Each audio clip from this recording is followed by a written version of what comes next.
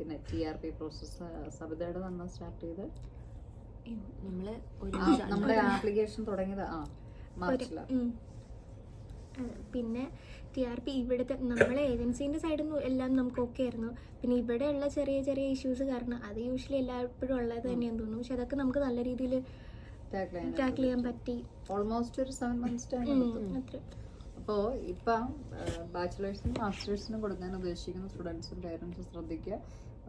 സബിത എഴുതിയത് ഈ same exam ആയിരുന്നു, ഡുവലിംഗ ആയിരുന്നു. ഡുവലിംഗ അപ്പം ഡുവലിംഗ എക്സാം നിങ്ങൾ പാസ്സാവുക. IELTS ഉണ്ടെങ്കിൽ നല്ല കാര്യം, ഇല്ലെങ്കിൽ ഡുവലിംഗ മതി. പക്ഷെ അത് മസ്റ്റായിട്ട് ഉണ്ടായിരിക്കണം. അതുകൂടാതെ തന്നെ നിങ്ങൾക്ക് ലാംഗ്വേജ് പ്രൊഫഷൻസി ഉണ്ടായിരിക്കണം. ഞങ്ങൾ ഗൈഡൻസ് പറയും, സ്ട്രിക്റ്റ് ആയിരിക്കാം.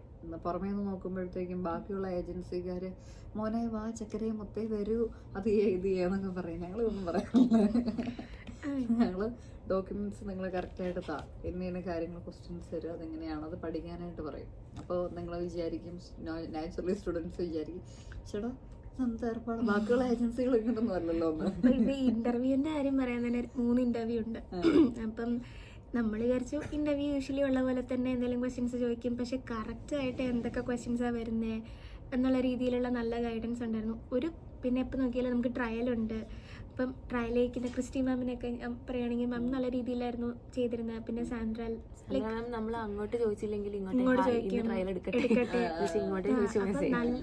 മൊത്തത്തിൽ നമുക്ക് ട്രയലൊക്കെ കഴിയുമ്പോൾ തന്നെ നമുക്കൊരു ഐഡിയ കിട്ടും എന്താണ്. പിന്നെ വലിയ പേടിയൊന്നുമില്ല. പിന്നെ ഇവിടുത്തെ വലിയ ബുദ്ധിമുട്ടല്ല ഇൻ്റർവ്യൂ, പക്ഷേ നമ്മൾ പ്രിപ്പയർഡ് ആകും മൊത്തത്തിൽ. സോ മാം പറഞ്ഞ പോലെ ഭയങ്കര സ്ട്രിക്റ്റ് ആണെന്നല്ല, കാര്യങ്ങളൊക്കെ വ്യക്തമായിട്ട് ചെയ്തുകൊണ്ട് നമുക്ക് പിന്നെ ഒരു ലാഗോ അല്ലെങ്കിൽ ഒരു ബുദ്ധിമുട്ടോ ഉണ്ടാവില്ല. കറക്റ്റ് ചെയ്ത് പേപ്പേഴ്സ് ആയിക്കോട്ടെ, പഠിക്കുന്ന കാര്യം എല്ലാം കറക്റ്റ് ആയതുകൊണ്ട് തുടക്കത്തിൽ മാം പറഞ്ഞ പോലെ ഇങ്ങനെ അല്ലല്ലോ ഏജൻസീസ് ഒക്കെ നമ്മളെ ഭയങ്കര സോപ്പിട്ടൊക്കെ നിൽക്കുന്നവരാണല്ലോ. പക്ഷെ ആക്ച്വലി അങ്ങനെയല്ല, ഇതാണ് ബെറ്റർ. അതാകുമ്പോൾ നമ്മളെല്ലാം കറക്റ്റ് ചെയ്യും. നമ്മൾ തന്നെ ചെയ്യുന്നതുകൊണ്ട് തന്നെ ഇവിടെ വരുമ്പോഴുള്ള ഡോക്യുമെന്റേഷൻസും ചില കാര്യങ്ങളിലും നമ്മൾ കുറച്ചുകൂടെ ഈസി ആയിട്ട് തോന്നും. അപ്പൊ അതൊക്കെ ഒരു നല്ല കാര്യമായിട്ടാണ് തോന്നുന്നത്. കാര്യം നമ്മള് അധ്യാപകർ ഞാൻ പഠിപ്പിക്കാൻ കൂടെ ചെയ്യുമായിരുന്നല്ലോ. അപ്പൊ അതുകൊണ്ട് തന്നെ സ്റ്റുഡൻസ് സെൽഫ് കേപ്പബിൾ ആകണം. എനിക്ക് ഇവിടുത്തെ സിസ്റ്റം അറിയാം. നാട്ടിലിരിക്കുന്ന ഏജൻസീസിന്റെ ഒരു പ്രത്യേകത എന്നാന്ന് പറഞ്ഞാൽ അവർക്കൊരു 100 സ്റ്റാഫ് കാണുമായിരിക്കും. ഈ സ്റ്റാഫുകളാണ് അവരോട് ഡയറക്റ്റ് ചോദിച്ചു കഴിഞ്ഞാൽ അവർക്കൊരു കാര്യം സത്യത്തിൽ അറിയത്തില്ല. അവരവരുടെ ഹയർ ടീം അടുത്ത ഹയർ ടീമിനോട്, അവരടുത്തതിനോട്. ഇവിടെ എന്ന് പറഞ്ഞു കഴിഞ്ഞാൽ നിങ്ങൾ യൂണിവേഴ്സിറ്റി, അതിന് ഇടയ്ക്ക് വേറെ ആളുകളില്ല. അപ്പോൾ യൂണിവേഴ്സിറ്റിക്ക് പറയാനുള്ളത് കറക്റ്റ് അവർ എന്നോട് പറയും, അത് ഞാൻ നിങ്ങളോട് പറയും. നമ്മൾ ഈ പറയുന്ന ഒരു കാര്യങ്ങൾ ഇപ്പം നാട്ടിലെ എല്ലാ ഏജൻസികളും എൻ്റെ വീഡിയോസ് കാണാറുണ്ട്. അതിൽ നിന്ന് നോട്ട് എഴുതിയെടുക്കും. എങ്ങനെയാണ്, എന്താ സംഭവം, റാസ്മസ് എന്താണ് പ്രൊസീജിയർ, തന്നെയാണ് എത്ര മാസം എടുക്കും, TRP എങ്ങനെ ചെയ്യുന്നത് നാട്ടിലത്തെ ഏജൻസിനെ പഠിപ്പിച്ചു കൊടുക്കാനാണ്. മനസ്സിലായില്ലേ? അപ്പോൾ എന്നിട്ട് പോലും അവരതിനകത്ത് മിസ്റ്റേക്കുകൾ എത്തും. അപ്പം എനിക്ക് പറയാനുള്ളത് എന്നാന്ന് പറഞ്ഞു കഴിഞ്ഞാൽ നിങ്ങൾ ചെയ്യുമ്പോൾ ജെനുവനായിട്ട് പഠിക്കാനായിട്ടുള്ള സ്റ്റുഡൻസ് ആണ് എന്നുണ്ടെങ്കിൽ നിങ്ങൾക്ക് എന്നെ കോൺടാക്ട് ചെയ്യാം. തുടക്കത്തിൽ വിചാരിക്കും നമ്മൾ ഭയങ്കര സ്ട്രിക്റ്റ് ആണ്, സോപ്പ് ഇടുന്നില്ലല്ലോ, അല്ലെങ്കിൽ ഇങ്ങനെയല്ലോ അങ്ങനെയൊന്നുമല്ല. നമ്മൾ ഹൈലി പ്രൊഫഷണലായിട്ടാണ് ചെയ്യുള്ളൂ. നിങ്ങളും എക്യുപ്പൈഡ് ആകണം, നിങ്ങളുടെ പേരൻസും എക്യുപ്പൈഡ് ആകണം. കാര്യം എന്നെ സംബന്ധിച്ച് ആസ് ആൻ അക്കാദമിഷ്യൻ എനിക്ക് നിങ്ങളുടെ വെൽബീയിങ് ആണ് വലുത്.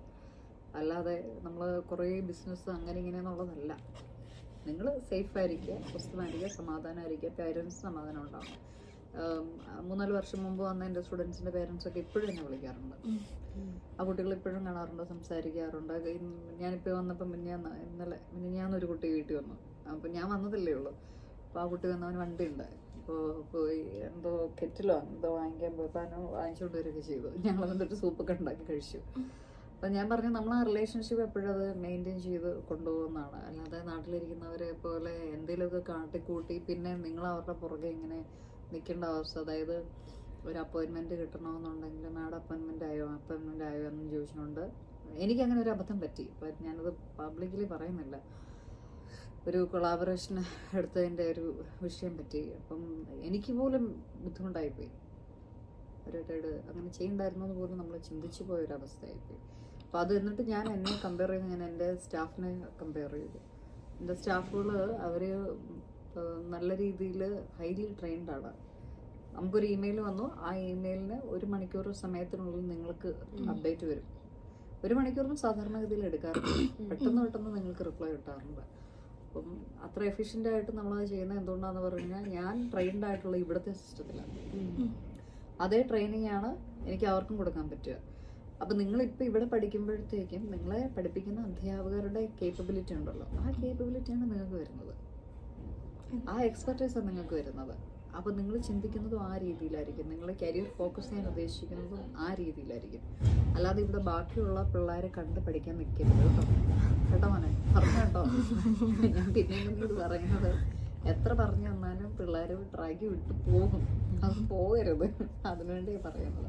പാർട്ട് ടൈമിൻ്റെ വഴിക്ക്. പക്ഷെ നമ്മുടെ മെയിൻ ഫോക്കസ് നമ്മുടെ സ്റ്റഡീസാണ്. കാര്യം ഇതാണ് നമ്മുടെ ഫ്യൂച്ചർ. ഇവിടെ നിന്ന് അധികം സമയം കളയാതെ എറാസ്മസ് സ്റ്റഡീസിന് പോവുക, ഇന്റേൺഷിപ്പിന് പോവുക, അതോടൊപ്പം തന്നെ സെമിനാർസ്, കോൺഫറൻസസ്, വെബിനാർസ്, ഇതിലൊക്കെ പാർട്ടിസിപ്പേറ്റ് ചെയ്യുക, സർട്ടിഫിക്കറ്റുകൾ കളക്ട് ചെയ്യുക. കാര്യം കോഴ്സ് തീർന്നു കഴിഞ്ഞിട്ട് 1 വർഷമാണ് സ്റ്റേ ബാക്ക് കേട്ടോ. എല്ലാവരും ഓർക്കുക, 1 വർഷമാണ് സ്റ്റേ ബാക്ക്. അപ്പോൾ ഈ സ്റ്റേ ബാക്ക് കഴിഞ്ഞിട്ടുള്ള സമയത്ത് നിങ്ങൾ എന്ത് ചെയ്യും?